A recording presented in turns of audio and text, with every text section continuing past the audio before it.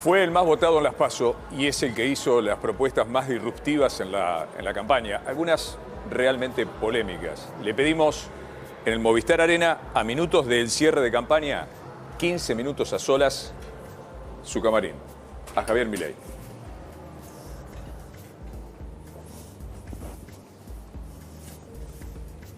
Javier.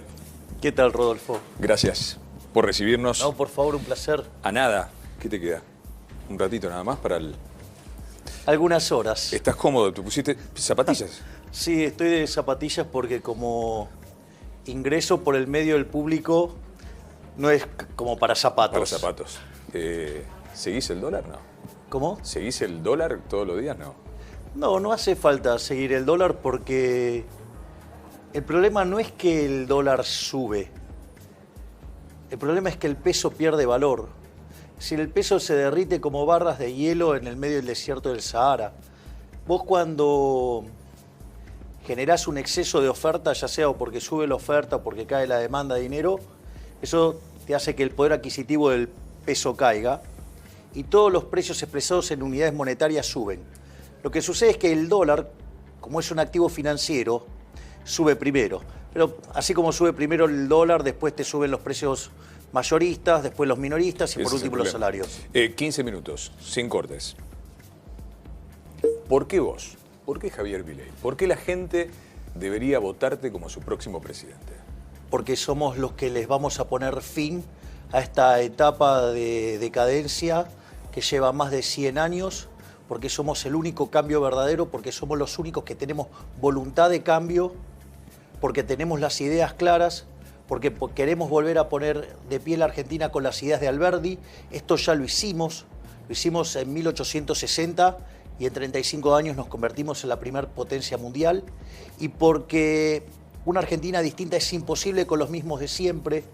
Vos no podés pretender que haciendo lo mismo tener resultados distintos, y los que vos ves es que los mismos de siempre proponen siempre las mismas cosas, porque en realidad los que te quieren venir a resolver el problema son los mismos que lo causaron. Es decir, el gran problema es que la solución está en manos del mismo problema. Vos, tu capital, y lo repetís, yo soy un outsider. Lo repetís y lo repetís. Y estoy orgulloso de ser un outsider. Llegás 10 de diciembre, ganás el 11. Gobernabilidad. El 10. ¿A quién llamás? El 10. El 10, ¿a quién llamás? A ver, el propio 10, nosotros arrancamos con una reforma de la ley de ministerios. Nosotros vamos a ir a 8 ministerios. Nos vamos a quedar con el Ministerio de Economía, con Relaciones Exteriores, Capital Humano, con Infraestructura, Seguridad, Justicia, Defensa y Ministerio del Interior. Esa es la estructura con la que nosotros vamos a trabajar.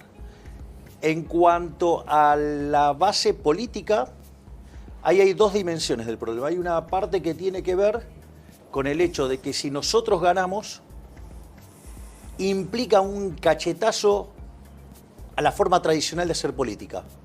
Y es el fin de la vieja política, es el fin literalmente. Y eso va a implicar que estalle Juntos por el Cambio y no va a existir más como lo conocemos hoy. Y va a estallar también, digamos, Unión por Todos, o digamos, Unión por la Patria. Cambian tanto de nombre que, fíjate, no tienen ya identidad, solo les importa ganar elecciones de un lado y del otro. Y en ese sentido lo que va a haber es un reordenamiento ideológico, donde que creo que es lo que la política le debe a los ciudadanos, y es el hecho de que vos tengas ordenado las alianzas por afinidad ideológica. Porque este engendro que se ha generado, ya sea con el kirchnerismo o con Cambiemos, fueron alianzas para ganar, pero no nos sirven para gobernar. Y los que pagan los platos rotos son los argentinos, mientras que los políticos siguen de fiesta. Entonces, eso lo que va a hacer es reagrupar las fuerzas y los equilibrios políticos. Y para eso nosotros, que la segunda fase es, y que ya está en marcha, es el trabajo fenomenal que ya está haciendo Guillermo Francos, nuestro ministro del Interior. Ya está dialogando con los partidos. Exactamente. En términos políticos se dice, es el que está llevando la ambulancia. Para recoger heridos. Exactamente. Balotage, ¿te imaginás en él? Nosotros... ¿O primera vuelta?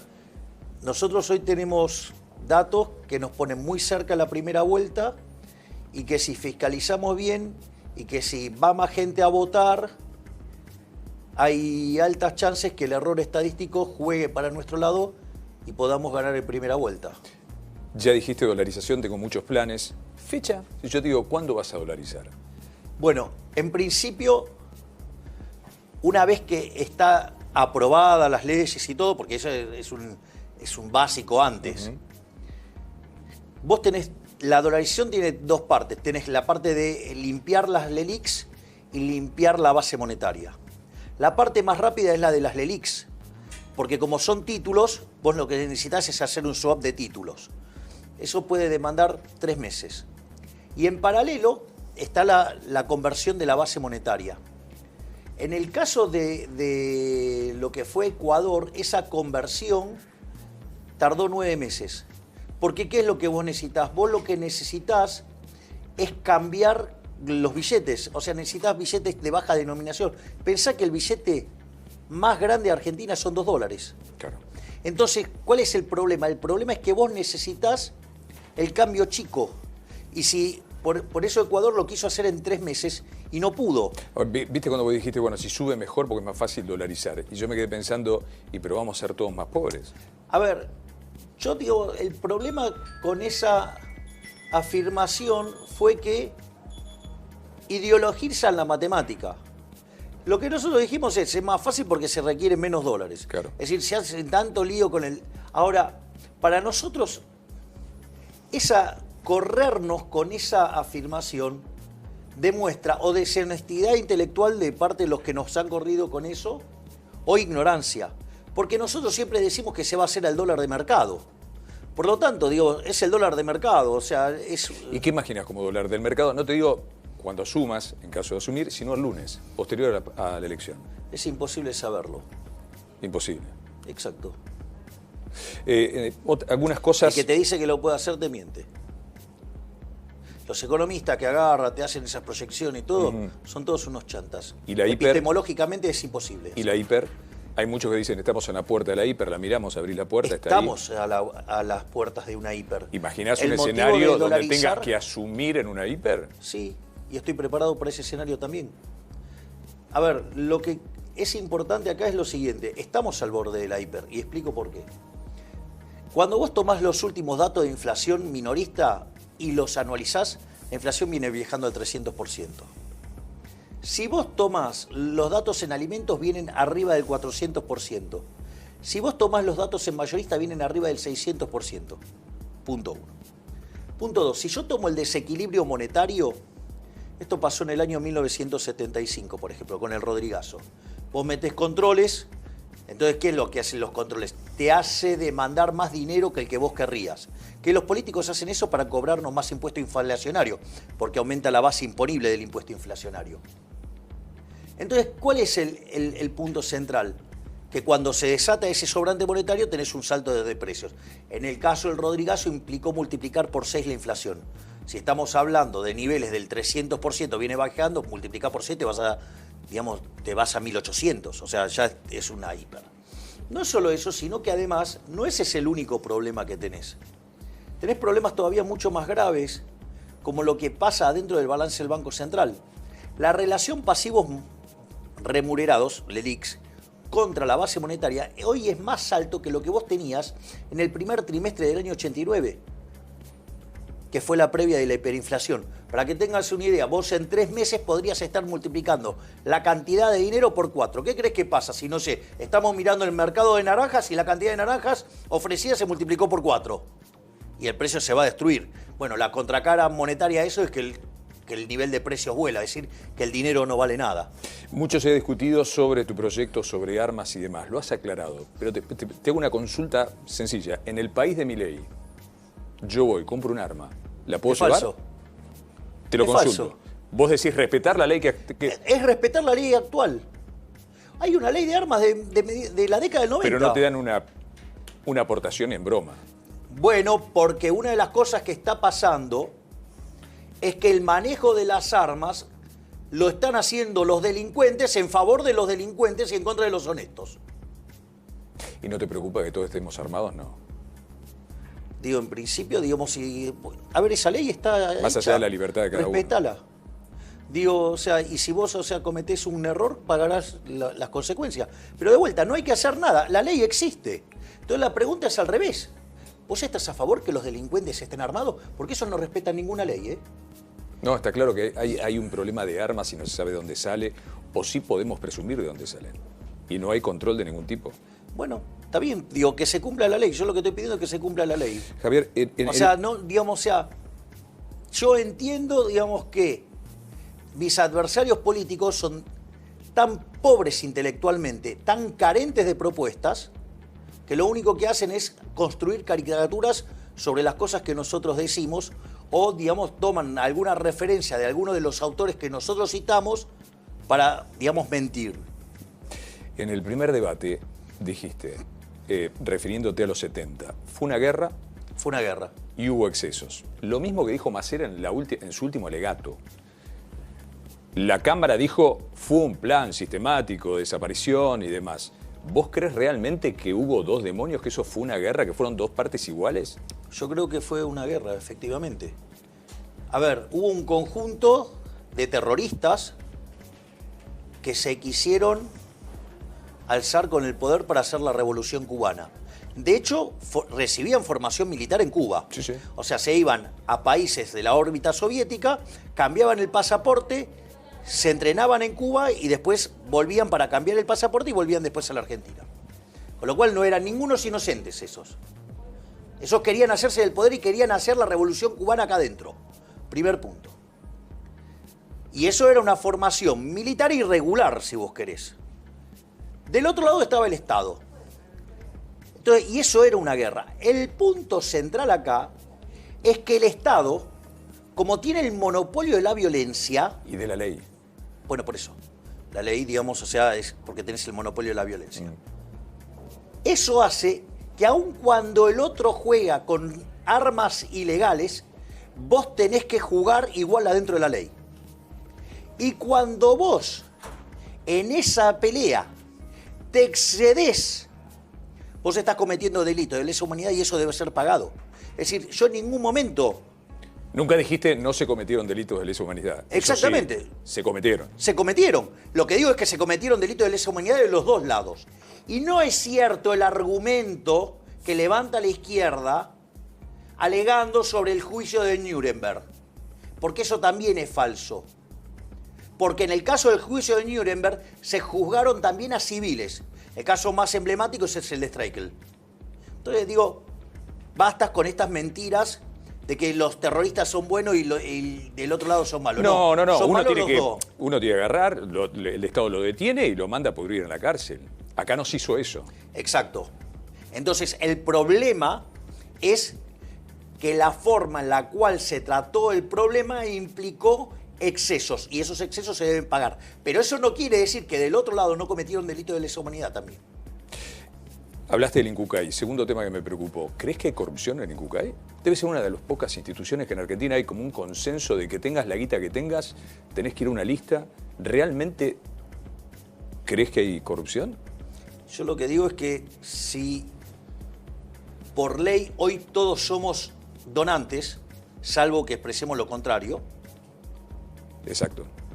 Quiere decir que vos tenés que llegan 300.000 o 400.000 donantes potenciales por año. Posibles donantes. Exacto. La pregunta es ¿por qué hay 7.500 que están sufriendo, esperando? Es decir, hay un problema de coordinación, hay algo que ahí no funciona. Ahora, digo, el problema es, bueno, no funciona. Ahora, cuando yo digo esto, salen con el tema de la corrupción. Bueno, digamos, entonces quiere decir que están sucios ellos. Yo, básicamente, el planteo es, mirá, hay algo que no funciona, porque si te están aportando 400.000 potenciales donantes y tenés problemas con 7.500 personas, explícale a las 7.500 personas que están padeciendo esto por qué no fluye como debería fluir. ¿Escuchaste a Lila Lemoine en el último tiempo y su proyecto de renunciar a la paternidad? ¿Estás de acuerdo? Mira, los liberales no somos manadas. Con lo cual, digamos, ese proyecto ni siquiera está en carpeta. Nuestra propuesta hoy básicamente tiene que ver con reforma del Estado, con modernización de la legislación laboral. Es decir, eso es un proyecto, digamos que ella, digamos, o sea, le interesa, digamos, será cuestión de ella. De vuelta, los liberales no somos manada, pero no está en las carpetas ni en los proyectos que nosotros estamos impulsando hoy. ¿Los vouchers de educación son de primera generación? No, tenés que hacer toda una adaptación del sistema hasta que llegás a la... O sea, vos llegás y la educación va a seguir igual o algún cambio vas a hacer rápido. No, tenés que hacer mejoras para que sean más competitivas. Pero lo que hay que entender de los vouchers, que esto es lo importante, lo primero que hay que entender es que no existe nada, no existe tal cosa como un almuerzo gratis. No existe la educación gratuita. Eso es falso. No, todos pagamos con nuestros impuestos. Bien, bueno, ok, ese es el punto. Ahora, el punto entonces es, si la sociedad decide que quiere tener un seguro de educación, ¿cómo lo financiás? ¿Financiás la oferta o financiás la demanda? Hoy financiás la oferta. Argentina, digamos, hasta fue expulsada de las pruebas PISA. ¿No? La mitad de los chicos no terminan la secundaria. La mitad esa que termina, solo la mitad puede comprender un texto y entre el 70 y el 80% no puede resolver un problema matemático básico. Es dramático. Bueno, entonces la pregunta es, si el capital humano es tan importante, ¿cómo puede ser que estemos generando este problema? ¿Por qué? Porque cuando vos financiás a la oferta, ¿qué es lo que hacen las instituciones? Toman la plata, la utilizan para, el caso de las universidades es lo más escandaloso, toman la plata para hacer política y el residuo lo vuelcan a la universidad, a la educación, a los docentes. Entonces, ¿estamos de acuerdo con ese modelo? Porque es un espanto y genera resultados inmundos. Lo que nosotros decimos es que vos tenés que subsidiar la demanda y que las personas puedan elegir a dónde quieren estudiar. ¿Y eso qué es lo que va a generar? Genera competencia. Y cada vez que vos generás competencia, los resultados mejoran. ¿Dónde se aplica esto? ¿Sabes dónde se aplica?